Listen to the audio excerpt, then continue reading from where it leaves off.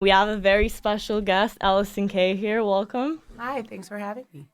So, for some of our listeners who might not know, you're the president of SB Projects, and you're one of the most successful entertainment executives right now in the industry. Oh, thanks, And guys. and your background starts in legal. So, at one point, did you start to your transition towards the entertainment industry? So I actually started as an entertainment lawyer. Like my very first job out of law school was entertainment law. Not because I necessarily set out to do it, but kind of that's just where it landed. And everything about my career is like to a certain extent been that just kind of like an opportunity presents itself and it's something that seems like it could maybe make sense and I jumped on it. So I was a practicing attorney for I want to say like 3 years or so.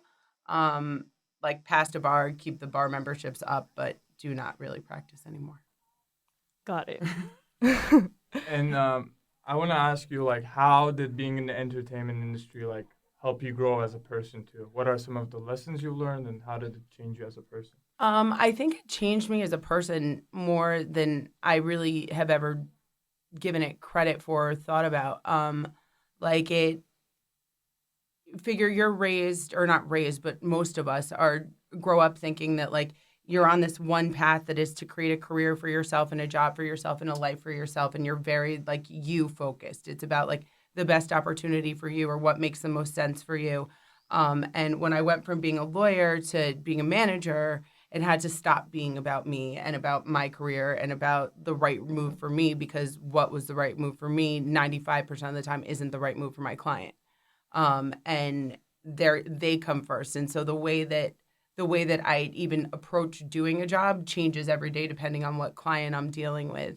As opposed to when you're a lawyer, figure you're like knocking out a document. I was working for a company, and so how I did it as long as it got done didn't matter. Like the way of getting to things became as important as the thing itself as soon as I started doing this job. So, going off of that, can you give us like one example of a situation where you felt really low, and then how you overcame that situation? I mean, there have been a lot of it. I mean, I think that the only job I've ever been fired from is manager. When I was managing Asher Roth, we were not the best fit, and I think it's because I was a baby manager and I had no idea what I was doing. And I thankfully made the right decisions, but the way I went about things a lot of time was abrasive to him. It was like he is the type of person that needs to wake up, like have his mind wake up after noon. And I'm the type of person that once my head is off the pillow, I'm going. So we would like get in a van in the morning and I'd get up in his face and be like, all right, and here are the things we're going to do for the day. And he'd be like, can you just tell me the one place we're going to right now? And when I'm ready to talk to you about the rest of the day, I'll let you know. And so he fired me. I want to say like 8 times. I got fired by Asher so many times.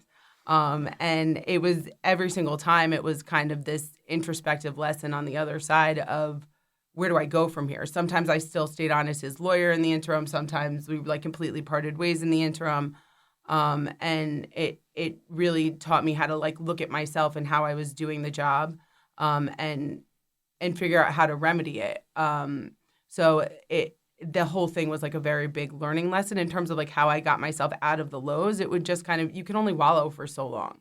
Like at a certain point you have to be like you don't no one gets fired for no reason. So at a certain point you have to like stop the blaming or the like, he just doesn't like me. No, like I did something. And so I think it really taught me like not sit in those lows. Like how did I get myself out of them? I just kind of stopped because you have to. Because you just can't wallow forever. It's not productive. And going off of that, how do you deal with negativity and stress in a really like a face-past environment such as the music industry? Do you have like a routine to clear your mind? Going to the gym definitely, and that's a new thing. It used to be I could not clear my head. I'd be in the gym and it would be like the most stressful thing in the world that my phone was sitting there. And I then went somewhere for a week where I had no access to my phone, and I realized that like if I can go a week, I can go an hour. And so like that hour a day where it's fully about like just not dying, trying to get through like a class or like a cardio situation or whatever, like just having an hour where my mind is blank is super helpful. Also, like I have kids now, and that gives me a lot of perspective because you can't bring it home with you. It doesn't matter. Like, thankfully, I'm not saving lives. I don't know if I would be great at doing it. I imagine I wouldn't. But like, I'm not doing anything that is life or death. Like, we make people happy. We give people solace. But like, I am not saving any lives. So at the end of the day, it isn't life or death. I will go home. I will be with my kids. I will leave it at the front door until they go to sleep. And then if I got to pick it back up and get back to work, I will. But like, my kids give me a lot of perspective in that also, I think.